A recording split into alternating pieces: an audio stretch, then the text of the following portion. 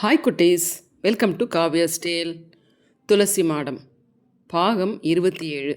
கதை கேட்கலாமா? கமலி சங்கடமங்கலத்துக்கு வந்ததிலிருந்து அவள் சம்பந்தப்பட்ட அவர் பழகி இருக்கிற மனிதர்களை பற்றிய விவரங்களை ஷர்மாவிடமும் ரவியிடமும் விசாரித்து அறிந்த பின் சாட்சியமாக பயன்படக்கூடியவர்கள் என கருதி பட்டியல் ஒன்றை முதலில் தயாரித்து கொண்டார் வேணுமாமா. சந்திப்பதற்காக அவர்களுக்கெல்லாம் தகவலும் சொல்லி அனுப்பினார். ஷர்மாவிடம் ஏற்கனவே அவர் சொல்லி அனுப்பியிருந்தபடி கமலி எந்தெந்த கோவிலுக்கு தரிசனத்துக்கு போயிருந்தாலோ அந்தந்த கோவில்களில் அப்போது சந்நிதியில் இருந்த அர்ச்சகர்கள் வேணுமாமாவை வந்து சந்திக்கும்படி ஏற்பாடு ஆகியிருந்தது. அன்று மாலையில் அர்ச்சகர்கள் வருவதாக சொல்லி அனுப்பியிருந்தார்கள். உடனே வேணுமாமா கமலியை கூப்பிட்டு அர்ச்சகர்கள் வரப்போகிற விவரத்தை சொல்லி அவளை நான் இங்கே கூடத்திலே உட்கார வச்சு பேசப்போகிறேன். அவளெல்லாம் வரப்போ நீ இதே இடத்தில் கேசட் ரெக்கார்டரை ஆன் பண்ணிட்டு விளக்கு ஏற்றி வச்சு நீ ஸ்லோகம் சொல்லிட்டு இருக்கணும். அவள் வந்ததும் ரெக்கார்டரை ஆஃப் பண்ணாமே அப்படியே விட்டுட்டு நீ போயிடலாம், அல்லது மௌனமாக இங்கேயே இருந்தும் கவனிக்கலாம் என்றார். கமலியும் அதற்கு சம்மதித்தாள். அன்று சாயங்காலம் அர்ச்சகர்கள் வேணுமாமாவை தேடி வந்தார்கள். வேணுமாமா கூடத்து ஊஞ்சல் பலகையில் உட்கார்ந்திருந்தார். பக்கத்தில் தரையில் ஓர் உயரமான மனைப்பலகையில் திருவிளக்கு ஏற்றி வைக்கப்பட்டிருந்தது.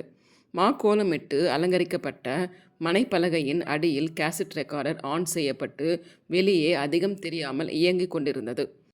கமலி ஸ்லோகத்தை சொல்லி முடித்துவிட்டு விளக்கை வணங்கி எழுந்திருந்தாள். உள்ளே நுழைந்து வந்து கொண்டிருந்த அர்ச்சகர்களை வேணுமாமாவும் கமலையும் மரியாதையாக எழுந்து முன் சென்று நின்று வரவேற்றார்கள். அவர்களை ஒவ்வொருவராக பிரியத்தோடு பேர் சொல்லி அழைத்து விளக்கு வைத்திருந்த மனைப்பலகைக்கு அருகே போடப்பட்டிருந்த பெஞ்சில் அமர செய்தார் வேணுமாமா. அவர் கேட்க வேண்டுமென்றே அவர்கள் காத்திருக்கவில்லை. அவர்களாகவே கமலியை சுட்டிக்காட்டி, சாட்சாத் மகாலட்சுமி மாதிரி இருக்கா, சித்தே முன்னே இவ ஸ்லோகம் சொல்லிட்டு இருக்கிறதை கேட்கிறப்போ மெய் சிலிர்த்தது.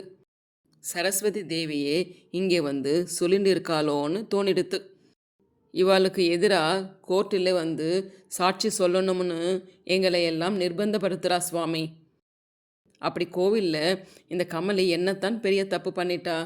எதுக்காக யார் வந்து உங்களை இப்போ நிர்பந்தப்படுத்துகிறா? தப்பாவது ஒன்றாவது அப்படி சொன்னால் நாக்கு அழுகி போயிடும். அதை போல் அபச்சாரம் வேறு இருக்க முடியாது. நிஜத்தை அப்படியே சொல்லணும்னா ஆச்சார அனுஷ்டானம் தெரிஞ்ச நம்ம மதஸ்தர்களை விட அதிக ஆச்சார அனுஷ்டானத்தோடவும் அடக்க ஒடுக்கமாகவும் இவா கோவிலில் நடந்துண்டான்னு சொல்லணும். இதுதான் நிஜமானா நீர் இதை அப்படியே கோர்ட்டில் வந்து சொல்ல வேண்டியது தானே? கோர்ட்டில் வந்து என்ன சொல்லுவேனோ தெரியாது, ஆனால் இதுதான் சத்தியம்.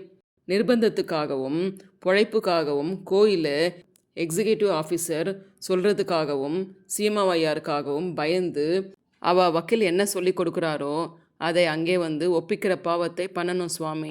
நீங்கள் எங்களை தப்பாக புரிஞ்சுக்கப்படாது. எங்களை தொந்தரவு பண்ணி நிர்பந்தப்படுத்துகிறா, வேறு வழியே இல்லை. இப்படி வருத்தப்பட்ட மூத்தவரான அந்த ஓர் அர்ச்சகரை தவிர உடன் வந்திருந்த மற்ற 2 அர்ச்சகர்களிடமும் சில கேள்விகள் கேட்டு பதில் சொல்ல வைத்தார் வேணுமாமா. அப்புறம் பேச்சை வேறு விஷயத்துக்கு மாற்றினார். நான் உங்களை எல்லாம் வர சொன்னது இதை பற்றி பேசுகிறதுக்கு இல்லை. இவ ஏதோ 2-3 பிராமணாளுக்கு வஸ்திரதானம் பண்ணணும்னா அதுக்காகத்தான் உங்களை எல்லாம் வர சொல்லி அனுப்பினேன் என்று கமலியை கூப்பிட்டு ஜாடை காட்டினார். 3 பெரிய பிளாஸ்டிக் தட்டுகளில் தயாராக வெற்றிலை பாக்கு பழத்துடன் எடுத்து வைக்கப்பட்டிருந்த கோடி வேஷ்டி அங்கவஸ்திர செட்டுகளை கமலியே அவர்கள் ஒவ்வொருவருக்காக கொடுத்துவிட்டு மிகவும் பவ்யமாக குனிந்து அவர்களை வணங்கினாள். அவர்களும் ஆசீர்வாதம் செய்தார்கள். அவர்கள் சென்ற பின் விளக்கு வைத்திருந்த மனைப்பலகைக்கு அடியிலிருந்து கேசட் ரெக்கார்டரை எடுத்து ரீவைண்டிங் பட்டனை அமுக்கி ரீவைண்ட் செய்து மறுபடி போட்டு பார்த்ததில் எல்லாம் கச்சிதமாக பதிவாகி இருந்தது. கேஸ் விசாரணைக்கு வருவதற்கு முன்பே மற்ற சாட்சிகளையும் வரவழைத்து பேசிவிட்டார் வேணுமாமா. விசாரணை நாள் வந்தது. ஏற்கனவே தினசரி பத்திரிகைகளில் பிரமாதப்படுத்தப்பட்டு தடபுடலாகி இருந்ததனால் அன்று சப்கோர்ட்டில் ஏக கூட்டம். சப்ஜட் ஆசனத்தில் வந்து அமர்ந்ததும் விசாரணை தொடங்கியது. நீர் உமது வீட்டிலே கமலியை விருந்தினராக தங்க வைத்து கொண்டதும் அவள் சங்கரமங்கலத்திலும் சுற்றுப்புறத்திலும் உள்ள இந்த ஆலயங்களை தரிசிக்க அவளுக்கு உதவி செய்ததும் உண்மைதானா என்று ஷர்மாவை விசாரித்தார் எதிர்த்தரப்பு வக்கீல். ஷர்மா உண்மைத்தான் என்று ஒப்புக்கொண்டார். கமலி சாட்சி சொல்லும் முன் சத்திய பிரமாணத்துக்காக அவர்கள் பைபிளை எடுத்து கொடுக்க அவள் தானே பகவத்கீதையை கேட்டு வாங்கி பிரமாணத்தை செய்துவிட்டு தனது சாட்சியங்களை தொடங்கினாள். இந்து கோவில்களில் தரிசிக்க போனது உண்மைத்தானா என்று கமலியிடம் கேட்கப்பட்டது. கமலி ஒரே வாக்கியத்தில் உண்மைத்தான் என்று மறுக்காமல் அதை ஒப்புக்கொண்டு விட்டாள். அப்படியானால் வேலை மிகவும் சுலபமாக போயிற்று. குற்றம் சுமத்தப்பட்டவர்கள் இருவருமே தாங்கள் செய்தவற்றை மறுக்காமல் செய்ததாக அப்படியே ஒப்புக்கொண்டு விட்டார்கள். மேற்கொண்டு விசாரிப்பதற்கு இனி எதுவும் இல்லை. கனம் கோட்டார் அவர்கள் நியாயம் வழங்கி பாதிக்கப்பட்ட கோவில்கள் சுத்தி செய்யப்பட்டு சம்ரோச்சனம் நடைபெற வழி செய்து கொடுக்க வேண்டும் என்று வழக்கு தொடுத்தவர்களின் வக்கீல் தம் வாதத்தை தொகுத்து முடித்தார். அப்போது வேணுமாமா கமலிக்கும் ஷர்மாவுக்கும் வக்கீல் என்ற முறையில் எழுந்திருந்து அந்த வாதத்தை ஆட்சேபித்தார். அவர் தரப்பு வாதத்தை அவர் எடுத்து சொல்லலாம் என்று சப்ஜட்ஜ் கூறவே வேணுமாமா மேலும் தொடர்ந்தார்.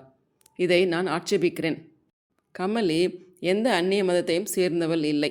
அவள் பல ஆண்டுகளாக இந்து மதத்தையும் இந்து கலாச்சாரத்தையும் பழக்க வழக்கங்களையுமே அனுஷ்டித்து வருகிறாள். வேணுமாமா இவ்வாறு கூறியவுடன் கமலி அந்நிய மதத்தினள் இல்லை என்பதற்கும் இந்து பழக்க வழக்கங்களையே அவள் அனுசரித்து வருகிறாள் என்பதற்கும் போதிய சாட்சியங்கள் வேண்டும் என்று எதிர்த்தரப்பு வக்கீல் கேட்டார். சாட்சியங்கள் இப்போதே தயார் என்று கோட்டார் விரும்பினால் அவர்களை ஒவ்வொருவராக ஆஜர்படுத்த முடியும் என்றும் வேணுமாமா நீதிபதியை நோக்கி கூறினார்.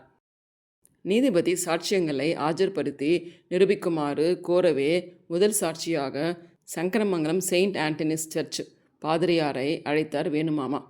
கமலி என்ற அந்த பிரெஞ்சு யுவதியை ஒரு நாள் கூட நான் சர்ச்சில் பிரேயருக்காக வந்து பார்த்ததில்லை என்றும் மாறாக புடவை குங்கும திலகத்துடன் பிள்ளையார் கோயில் சிவன் கோயில் வாசல்களில் அடிக்கடி பார்த்திருப்பதாகவும் பாதிரியார் சாட்சி சொன்னார். எதிர்த்தரப்பு வக்கீல் பாதிரியாரிடம் ஏதோ குறுக்கு விசாரணைக்கு முயன்றார். ஆனால் அது அப்போது பலனளிக்கவில்லை. அடுத்து ரவி கூண்டிலேறி சாட்சி சொன்னான். பிரான்சில் பல்கலைக்கழகத்தில் பணிபுரியும் இந்திய இயல் பேராசிரியன் என்ற முறையில் மாணவியாக அவளை சந்தித்த நாளிலிருந்து கமலி இந்து கலாச்சாரத்தில் ஈடுபாடுள்ள பெண்ணாய் இருப்பதாக ரவியின் சாட்சியம் விவரித்தது. ரவியை தொடர்ந்து சங்கரமங்கலம் ரயில் நிலையத்தில் போலி ஆமவடை விற்கும் சுப்பாராவ், நியூஸ் பேப்பர் கண்ணையா, பழக்கடை வரதன், வழித்துணை விநாயகர் கோவில், பூக்கடை பண்டாரம் ஆகியோர் பல மாதங்களுக்கு முன்பு சங்கரமங்கலத்துக்கு முதலாக கமலி வந்ததிலிருந்து தோற்றத்தாலும் நடை உடை பாவனையாலும் அவள் ஓர் இந்து பெண் போலவே நடந்து கொண்டு வருவது தங்களுக்கு தெரியும் என்று சாட்சியமளித்தார்கள்.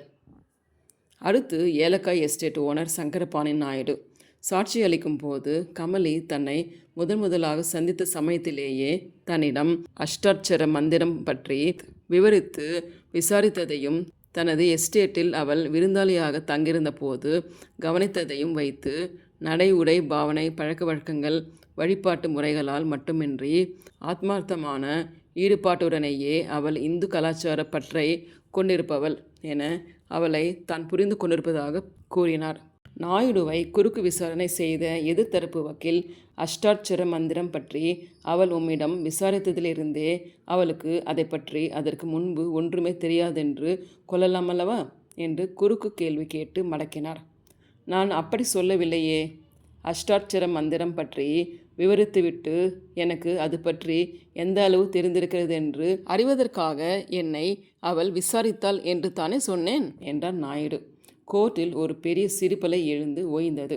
கமலிக்கு பரதநாட்டியம் கற்பித்த சிவராஜ் நட்டுவனாரும் கர்நாடக சங்கீதம் கற்பித்த பாகவதரும் அவளுக்கு இந்து மத பற்றுண்டென்றும் தங்களிடம் அவள் மிகவும் குரு பக்தியோடு நடந்து கொண்டாள் என்றும் அவளது பூஜை புனஸ்காரங்களை பார்த்து சிறந்த இந்துவாக மதித்திருப்பதாகவும் சாட்சியமளித்தார்கள். தத்தம் வீடுகளுக்கு நுழையும் போது வாசல் நடையிலேயே செருப்பை கழற்றிவிட்டு கை கால்களை சுத்தம் செய்து கொண்ட பெண் பூஜை அறைக்கு சென்று வழிபட்ட பின்பே அவள் கற்றுக்கொள்ள தொடங்குவது வழக்கம் என்பதையும் அவர்கள் கோர்ட்டில் விவரமாக தெரிவித்தார்கள். கடைசியாக இறைமுடிமணி சாட்சியத்துக்கு அழைக்கப்பட்ட போது சத்திய பிரமாணத்தையே கடவுள் ஆணையாக என்று செய்ய மறுத்து மனசாட்சி ஒப்ப என்று தான் பண்ணினார். உடனே எதிர்த்தரப்பு வக்கீல் கடவுள் நம்பிக்கையற்ற மத நம்பிக்கை இல்லாத அவரது சாட்சியம் இந்த வழக்கில் ஏற்றுக்கொள்ளப்படாது என்று வன்மையாக மறுத்தார். அவரது சாட்சியத்தை கூறட்டும், அதன்பின் அவசியமானால் நீங்கள் அவரை குறுக்கு விசாரணை செய்யலாம் என்று நீதிபதி இடையிட்டு கூறவே இறைமுடிமணி சாட்சியத்தை தொடர்ந்தார். இந்து கலாச்சாரத்தை கட்டி காப்பதாக கூறி மார்த்தட்டி கொள்ளும் ஜாதி இந்துக்களை விட மெய்யான இந்துவாக இருப்பவள் கமலி. என்னை போல் ஜாதி மத நம்பிக்கையும் தெய்வ நம்பிக்கையும் இல்லாதவர்கள் நடத்தும் பகுத்தறிவு படிப்பகத்தில் வந்து பேசும்போது கூட எங்கள் ஆட்சேபனையும் பொருட்படுத்தாமல் தனக்குத்தானே கடவுள் வாழ்த்து பாடிவிட்டுத்தான் அவள் தன் பிரசங்கத்தை தொடங்கினாள் என்பதாக தன் சாட்சியத்தை கூறினார் இறைமுடிமணி. இதில் எதையும் குறுக்கு விசாரணை செய்ய முடியாமல் போயிற்று என்று எதிர்த்தரப்பு வக்கீலுக்கு பெருத்த ஏமாற்றமாக இருந்தது. இறைமுடிமணியின் சாட்சியம் முடிந்த பின் வேணுமாமா தன் வாதத்தை முடித்து கூறும்போது மேலும் விவரித்து பேசுவதற்கு நிறைய விஷயங்கள் இருந்தன. அவற்றை அழகாகவும் கோர்வையாகவும் நிரல்படவும் எடுத்துரைத்து விவாதித்தார் அவர். இந்து ஆச்சார அனுஷ்டானங்களுடன் கோவிலின் புனித தன்மைக்கோ சந்நித்தியத்துக்கோ எந்த பாதிப்பில்லாமல் ஆலயங்களில் தரிசனத்துக்காக சென்றிருக்கும் என் கட்சிக்காரரை வம்புக்காக அவதூறு செய்ய வேண்டும் என்று கெட்ட எண்ணத்தோடு தான் இந்த வழக்கு தொடரப்பட்டிருக்கிறதே ஒழிய வழக்கு தொடுத்திருப்பவர்களின் கோரிக்கையில் எந்த நியாயமும் இல்லை. சட்டவிரோதம் என்ற பேச்சுக்கே இதில் இடம் கிடையாது. மறுபடி சம்ரோச்சனம் பண்ணிய பின்புதான் சுத்தமாக வேண்டுமென்றே அளவுக்கு கோவில்களில் இப்போது எந்த சுத்த குறைபாடும் நடந்துவிடவில்லை என்பதை வற்புறுத்தி கூற விரும்புகிறேன். தவிர நேற்றும் இன்றும் அதே கோவில்களில் முறைப்படி பூஜை புனஸ்காரம் பொதுமக்களின் தரிசனம் எல்லாம் வழக்கம் போல்தான் நடைபெற்று கொண்டிருக்கின்றன. வழக்கு தொடுத்திருப்பவர்கள் தெரிவிப்பது போல் என் கட்சிக்காரர் சென்று தரிசித்ததால் பாதிப்பு ஏற்பட்டு பொதுமக்கள் உபயோகத்துக்கு பயன்படாதபடி இதில் எந்த கோவிலும் இழுத்து மூடி பூட்டப்பட்டு விடவில்லை என்பதையும் கோட்டார் கவனிக்க வேண்டும். இந்த இடத்தில் எதிர்த்தரப்பு வக்கீல் எழுந்திருந்து பலமாக ஆட்சேபிக்க முற்பட்டார். அதை நீதிபதி ஏற்காததால் வேணுமாமாவே தொடர்ந்தார். மேலும் எனது கட்சிக்காரரை இந்த ஆலயங்களும் இவற்றை சேர்ந்தவர்களும் இதன் தர்மகர்த்தாக்களும் பரம ஆஸ்திகராகவும் மரியாதைக்குரிய இந்துவாகவும் சந்தேகத்துக்கு இடமில்லாதபடி ஏற்றுக்கொண்டிருக்கிறார்கள் என்பதற்கு இதோ இந்த ரசீதே போதிய சாட்சியமாகும். சிவன் கோவிலின் புனருத்தாரண திருப்பணிக்கு இந்து ஆஸ்திகர்களிடம் கேட்டு வாங்கும் நன்கொடைக்காக அளிக்கப்படும் ரசீதுகளில் இதுவும் ஒன்று. இதில் இந்த ஆலய தர்மகர்த்தாவின் கையெழுத்து கூட இருக்கிறது. வேடிக்கையாகவும் முரண்பாடாக உள்ள ஒரு விஷயம் என்னவென்றால், அதே தர்மகர்த்தா இந்த வழக்கை தொடுத்திருப்பவர்களில் ஒருவராக இருக்கிறார். என் கட்சிக்காரர் ஆலயத்திற்குள்ளேயே நுழைய தகுதியற்றவர் என இவர்கள் கருதியிருப்பது மெய்யானால் அர்த்த மண்டபம் வரை உள்ளே வர அனுமதித்தது ரூபாய் 500 நன்கொடையும் பெற்றுக்கொண்டு அவளிடம் இந்த ரசீதை கொடுத்திருக்க முடியாது. அது மட்டுமல்லாமல் இந்த ரசீதில் இந்து ஆஸ்திகர்களிடமிருந்து கோவில் திருப்பணிக்காக நன்கொடையாய் பெற்ற தொகைக்கு ரசீது என்று வேறு தெளிவாக குறிப்பிடப்பட்டிருக்கிறது. பணம் தேவைப்படுகிற போது மட்டும் இந்து ஆஸ்திகராக ஏற்றுக்கொள்ளப்படுகிற ஒருவரை தரிசனத்துக்கு வரும்போது மட்டும் அந்நிய மதத்தினர் என்று தவறாக கருதி ஒதுக்குவது என்ன நியாயம்? எனது கட்சிக்காரர் தரிசனத்துக்கு போயிருந்த போது தான் இந்த நன்கொடையை ஆலய திருப்பணிக்கு அளித்திருக்கிறார் என்பதை கோட்டார் அவர்களுக்கு தெரிவித்து கொள்ள கடமைப்பட்டிருக்கிறேன். இந்த நன்கொடையை வாங்கும் போதோ இதற்கு ரசீது கொடுக்கும் போதோ எனது கட்சிக்காரர் கோவிலுக்குள் நுழைந்ததால் கோவில் புனிதம் கெட்டு சம்ரோச்சனம் செய்ய வேண்டிய நிலைமை ஏற்படும் என ஆலய நிர்வாகிகளுக்கு தோன்றாமல் பின்னால் சிறிது காலம் கழித்து அப்படி தோன்றியிருப்பதன் உள்நோக்கம் என்னவென்று தான் எனக்கு புரியவில்லை. இப்போது எதிர்த்தரப்பு வக்கீல் ஏதோ ஆட்சேபிப்பதற்காக குறுக்கிட்டார். ஆனால் நீதிபதி வேணுமாமாவின் பக்கம் பார்த்து லெட் ஹிம் கண்டினியூ என்று கூறவே எதிர்த்தரப்பு வக்கீல் அமர வேண்டியதாயிற்று. வேணுமாமா தம் வாதங்களை தொகுத்துரைத்து அந்த திருப்பணி ரசீதையும் நீதிபதியின் பார்வைக்கு வைத்துவிட்டு அமர்ந்தார். மறுநாள் வாதங்கள் தொடரும் என்ற அறிவிப்புடன் அன்று அவ்வளவில் கோர்ட் கலைந்தது. அந்த வழக்கு விசாரணையை கவனிப்பதற்காக பூமிநாதபுரம் சங்கரமங்கலம் கிராமங்களிலிருந்து நிறைய பொதுமக்கள் கோர்ட்டில் வந்து குழுமியிருந்தனர். கோர்ட் கலைந்து வெளியே வரும்போது பத்திரிகை நிருபர்கள் கமலியை புகைப்படம் எடுப்பதில் போட்டி போட்டுக்கொண்டு முந்தினர். வேணுமாமா அந்த வழக்கை கொண்டு சென்று எடுத்துரைத்த முறையை பல வக்கீல்கள் முன் வந்து பாராட்டினார்கள். எல்லோரையும் போல் ஒரு பார்வையாளராக வந்து கோர்ட்டில் அமர்ந்திருந்த சீமாவையார் அங்கிருந்து மெல்ல நழுவி கொண்டிருந்தார். ஏய் விஸ்வேஸ்வரன், பண்ணுறதையெல்லாம் பண்ணி போட்டு தண்ணி பாம்பு ஒன்று தெரியாத மாதிரி மெல்ல நழுவுது பார்த்தியா என்று ஷர்மாவின் காதருகே நெருங்கி முணுமுணுத்தார் இறைமுடி மனை.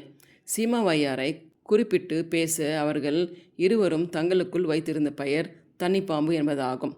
கோர்ட்டிலிருந்து திரும்புகிற வரையில் மார்க்கெட் முகப்பில் வாழை இலை மண்டி அருகே காரை நிறுத்தி கல்யாணத்திற்காக இலை காய்கறி எல்லாவற்றுக்கும் வேணுமாமா அட்வான்ஸ் கொடுத்த போது, இப்போ என்ன இதுக்கு அவசரம், கேஸ் முடியட்டுமே என்று தயக்கத்தோடு இழுத்தார் ஷர்மா. கேஸை பற்றி ஒன்றும் கவலைப்படாதேயும் என்று வேணுமாமா ஷர்மாவுக்கு உற்சாகமாக பதில் கூறினார். அவருடைய தன்னம்பிக்கையையும் தைரியமும் உற்சாகமும் ஷர்மாவையும் மற்றவர்களையும் அப்போது மிகவும் வியப்பில் ஆழ்த்தின.